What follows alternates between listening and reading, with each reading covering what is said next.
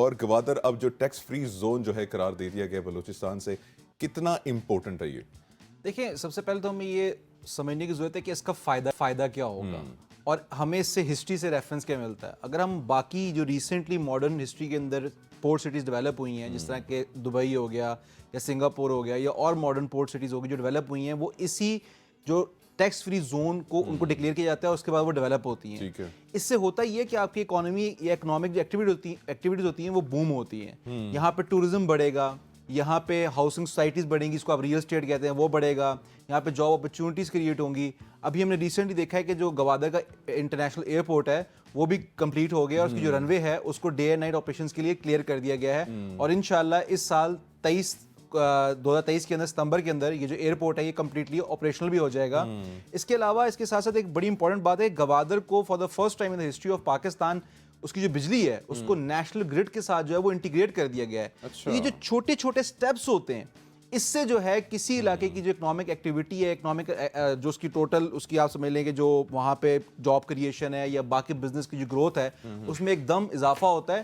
ساتھ ہی ساتھ government of Balochistan نے یہ ریکویسٹ کی ہے فیڈرل گورنمنٹ آف پاکستان کو کہ آپ بھی گوادر کو ٹیکس فری زون ڈکلیئر کریں، تاکہ جو اس کا فائدہ ہے وہ پورے پاکستان کو مزید پہنچ سکے. کیونکہ ابھی جو ٹیکس فری زون قرار دیا ہے یہ پروویژنل گورنمنٹ نے دیا ہے. اس کے بعد اگر فیڈرل گورنمنٹ بھی کر دیتی ہے تو اس کا اور بھی زیادہ فائدہ ہوگا میسو اسکیل کے اوپر. ٹھیک ہے. اچھا آرس، یہ بات جو ہے سیٹلڈ ہے کہ گوادر پورٹ دنیا کی ایک مطلب لائف چینجنگ ہے. ایک تو ملک کے لیے، پاکستان کے لیے گیم چینجر ہے. ٹھیک ہے، نہ صرف پاکستان کے لیے، چائنا کے لیے، جو ہمارے سینٹرل ایشیا، ان سب تمام ممالک کے لیے. بالکل. اس کا کیا مطلب ہے کہ یہ اس کا پازیٹیو امپیکٹ ہے پاکستان کے لیے. ٹھیک ہے، اور کوئی بھی بندہ ہو جو وہ یہ کہے گا کہ جی گوادر اچھا ہے تو سمجھ میں آئے گا کہ یار یہ تو بڑا زبردست پروجیکٹ ہے.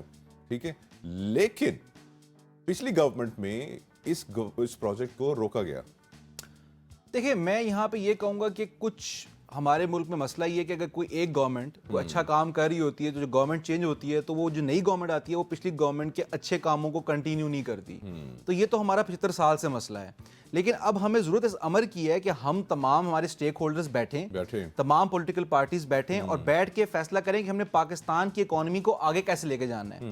ہمیں الٹیمیٹلی جو ہے وہ چارٹر آف اکانومی سائن کرنا پڑے گا، ضروری ہے، تاکہ ملک کی اکانومی کو سٹیبلائز کیا جا سکے، اور جو کسی بھی گورنمنٹ کی اچھی اکنامک پالیسی ہے اس کو جو آنے والی گورنمنٹ ہے اس کو ویلکم کرے، اس کو کنٹینیو کرے. ٹھیک ہے. اچھا یہ بتائیں، ابھی میرے خیال سے ریسنٹلی پہلی شپمنٹ بھی آئی ہے گوادر پہ. دیکھیں شپمنٹس تو گوادر کے اندر پورٹ کے تھرو تو کافی زیادہ آ بھی رہی ہیں اور جا بھی رہی ہیں، میرے پاس کافی ایگزامپلس موجود ہیں. لیکن جو ایک بڑی امپورٹنٹ ایک لیٹسٹ ڈیولپمنٹ ہوئی ہے اس میں یہ ہوئی ہے کہ گوادر پورٹ سے وایا روڈ جو ہے وہ سی فوڈ گئی ہے through cold chain, through containers China. ٹھیک ہے، تو یہ ایک بڑی امپورٹنٹ بات ہے کہ پاکستان جو ہے وہ اپنی جو کولڈ چین سپلائی ہے تھرو لینڈ روٹس اگر اس کو بھی اسٹرانگ کر لے تو گوادر پورٹ سے ہم چائنا جا سکتے ہیں، گوادر پورٹ سے ہم سینٹرل ایشین اسٹیٹس جا سکتے ہیں، افغانستان جا سکتے ہیں، اور پھر ہمارے پاس پورا ایک ریجن کھل جاتا ہے. تو ضرورت اس امر کی ہے کہ ہماری جو پالیسیز ہوں وہ لانگ ٹرم ہوں. ہمارا پرابلم یہ رہا ہے کہ ہم شارٹ ٹرم سولوشن نکالتے ہیں، ہم لانگ ٹرم کی طرف فوکس نہیں کرتے زیادہ، اور وہ کرنا چاہیے. اچھا گوادر فار ایگزامپل دیکھیں، ہم نے دیکھا دبئی پورٹ ہے نا، اس نے پوری دنیا کو چینج کر دیا اور اس وقت سینٹر بنا ہوا ہے، دنیا کا بزنس ہب بنا ہوا ہے، جسٹ بیکاز اس نے پورٹ اپنی ایک ڈیولپ کی، آغاز کیا. گوادر بھی وہی، اس سے بھی بہتر پورٹ ہے، اس سے بھی بہتر پورٹ ہے. ہمارے جو بھائی ہیں وہ بھی ہم سے کبھی کبھار جو ہے نا وہ سڑتے ہیں، لیکن یہ اللہ کا کرم ہے ہمارے پاس یہ جو ہے گوادر پورٹ ملی ہوئی ہے. کتنا ان پٹ ہو سکتا ہے گوادر فل آن جو ہے اگر ہم لوگ اس کو چلائیں، گوادر پورٹ کو فل رن کریں، کتنا اکنامکلی پاکستان کو اس کا فائدہ ہو سکتا ہے؟ دیکھیے منیب، سب سے پہلے تو میں آپ کو اس میں یہ بات ایڈ کروں گا، آپ نے کہا کہ ہمارے بھائی وغیرہ جلتے ہیں اس بات سے.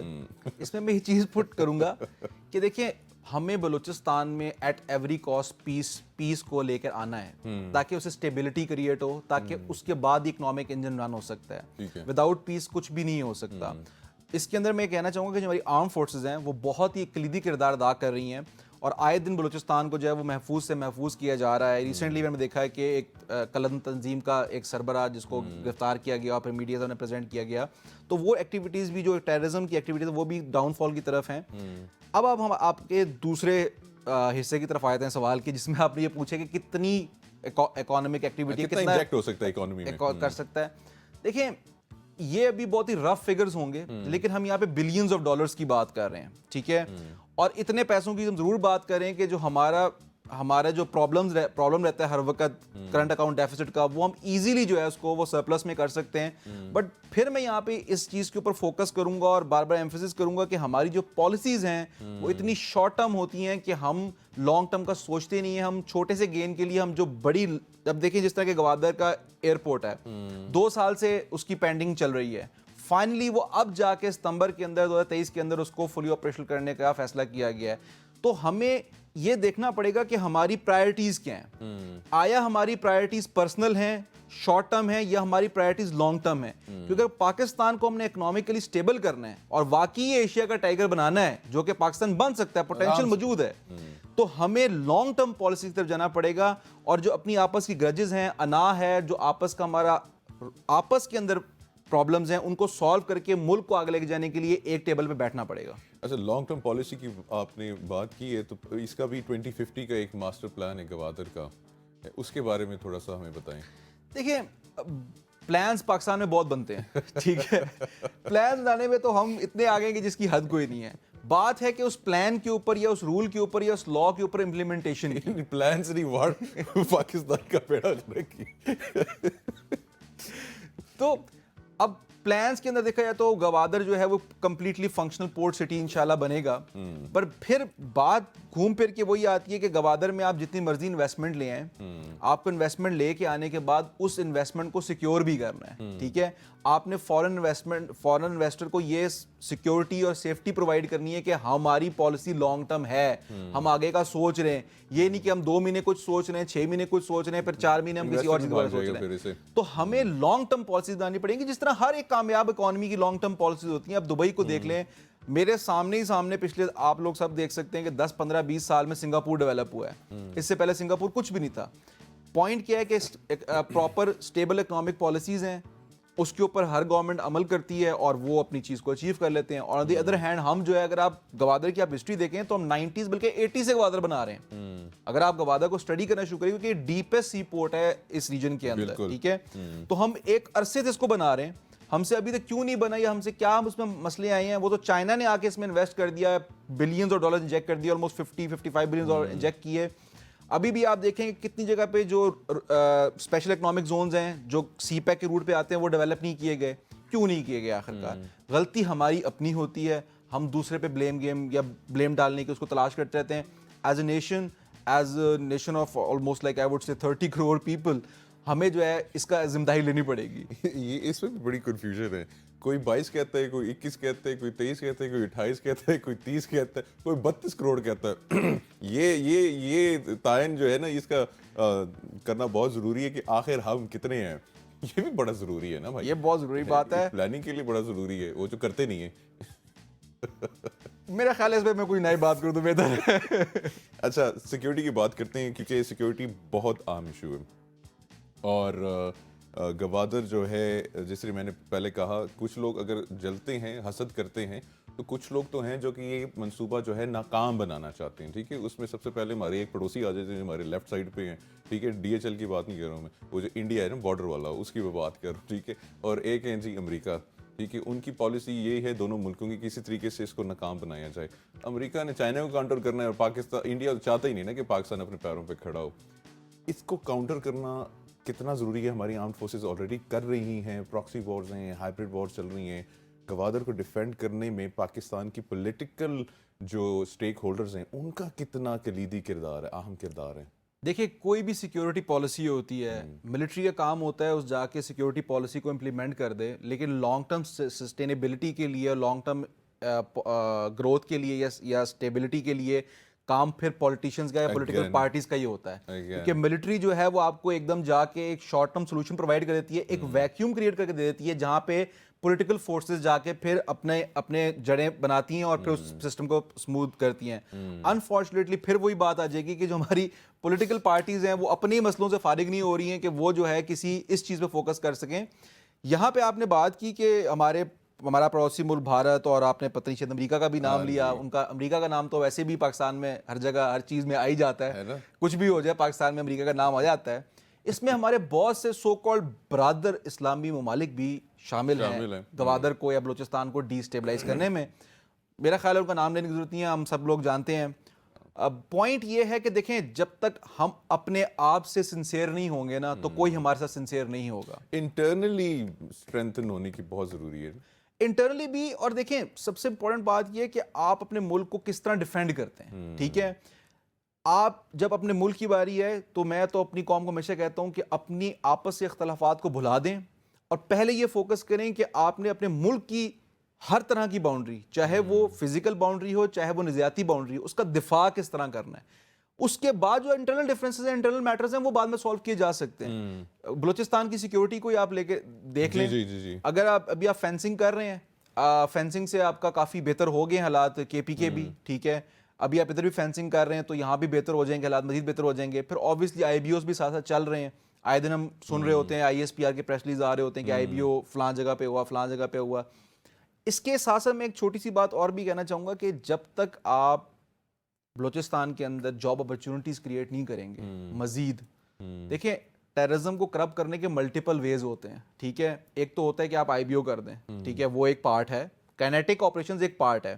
دوسرا پھر ہوتا ہے اکنامیکل ایکٹیویٹی جنریٹ کرنا, وہاں پہ ایجوکیشن پرووائڈ کرنا, وہاں بیسک ہیلتھ اسٹرکچر دینا, ایجوکیشن اسٹرکچر دینا, انفراسٹرکچر دینا, جو کہ میں سمجھتا ہوں کہ ریسنٹلی پچھلے 10-15 سال میں کافی ہوا ہے بلوچستان کے اندر. سنس میں بہت زیادہ جاتا رہتا ہوں بلوچستان, گوادر میں نے کافی ٹریول کیا ہے اپنے ماسٹرز کے تھیسس کے اندر بھی, تو اگر آپ جا کے دیکھیں گے وہاں پہ تو آپ کو یہ چیز نظر آئے گی کہ جو روڈز ہیں اور جو اوور آل انفراسٹرکچر کافی بہتر اچھا کر دیا گیا ہے. تو اس سے, اور پھر وہاں پہ ملٹیپل آرمی نے کیڈٹ کالجز کھولے, وہاں پہ ایجوکیشن دی جا رہی ہے. لیکن ابھی بھی بہت ضرورت ہے اس چیز کی کہ ہم مزید فوکس کریں تاکہ یہ ٹیررزم کی لعنت جس کو ہم کہتے ہیں اس کو ہم مزید کرب کر سکیں.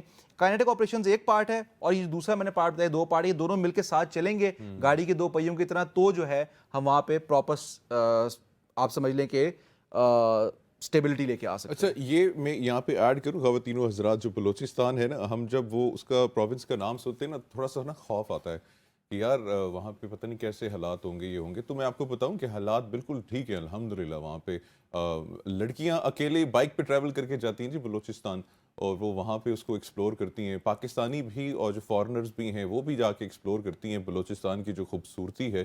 تو حالات الحمدللہ جو ہیں وہ بہت بہت بہتر ہیں اور سیکیور ہیں. اور اب جیسے آپ نے کہا کہ اب ہمیں کوشش کرنی چاہیے, جو ہمارے اسٹیک ہولڈرز ہیں, کہ وہ فوکس اس طرف لے کے جائیں جیسے بھائی انفراسٹرکچر ڈیولپ ہو, تاکہ وہاں پہ انڈسٹریز جو ہیں وہ لگ سکیں, وہاں پہ اسکولز, ہاسپٹل, اسکولز جو ہیں سسٹمز لگ سکیں. اب اس میں اگین پھر وہی چیز ہے, پالیسی آج تو پالیسی ہو گیا ہمارے پروگرام میں ہے, لیکن یہ سب سے بڑا مسئلہ ہے خواتین حضرات پاکستان میں. جو پالیسی, کل بھی میں نے اس کے اوپر بات کی تھی کہ میں آج پالیسی حکومت میں آیا ہوں, میں ایک پالیسی بنائی ہے, کل آنے حکومت میں آئے کہے گا یہ منی نے کیا ربش پالیسی بنائی ہے, یہ بناؤ, اور وہ جتنی محنت پیسہ سارا کچھ ہے وہ ضائع ہو گیا. ایگزیکٹلی. اب ہم تھوڑے سا بہتری کی جانب جا رہے ہیں, گامزن ہیں, یا ابھی بھی پالیسی آپس میں کھیل رہے ہیں, پنگ پونگ کھیل رہے ہیں پاکستان کے ساتھ؟ دیکھیں میں ہمیشہ جب جنرلی میں ٹویٹر پہ بھی لوگوں سے بات چیت کر رہا ہوتا ہوں یا اسپیسز میں بھی جا رہا ہوتا ہوں یا ویسے بھی جب ینگ جنریشن میں بیٹھا ہوتا ہوں تو میں ان کو یہ بات کر رہا ہوتا ہوں کہ جو قومیں ڈیولپ ہوتی ہیں نا, اس میں ایک پروسیجر ہوتا ہے, ایک ٹائم ہوتا ہے, اس ٹائم کے اندر قومیں ڈیولپ ہوتی ہیں, ان کو ایک ٹائم چاہیے ہوتا ہے. ہم اس فیز سے گزر رہے ہیں, اس میں ہم نے بہت سی چیزیں سیکھ لی ہیں اور بہت سی چیزیں بھی ہم سیکھ رہے ہیں اور بہت سی چیزیں ہم نے سیکھنی ہیں. دیکھیں ہر قوم کو ڈوز اینڈ ڈونٹ سیکھنے میں ٹائم لگتا ہے, اور میں اپنی قوم کو لے کے بڑا پر امید ہوں کہ ہمیں اب آہستہ آہستہ وہ رستہ نظر آنا شروع ہو گیا ہے. دیکھیں رستہ دکھانے کے بھی 2 طریقے ہوتے ہیں, ٹھیک ہے, ایک رستہ ہوتا ہے جب آپ خود سیکھ لیتے ہیں, ایک وہ رستہ ہوتا ہے جب آپ کو سکھایا جاتا ہے, ٹھیک ہے. تو کچھ سیکھ لیا ہے اور کچھ سکھا دیا جائے گا.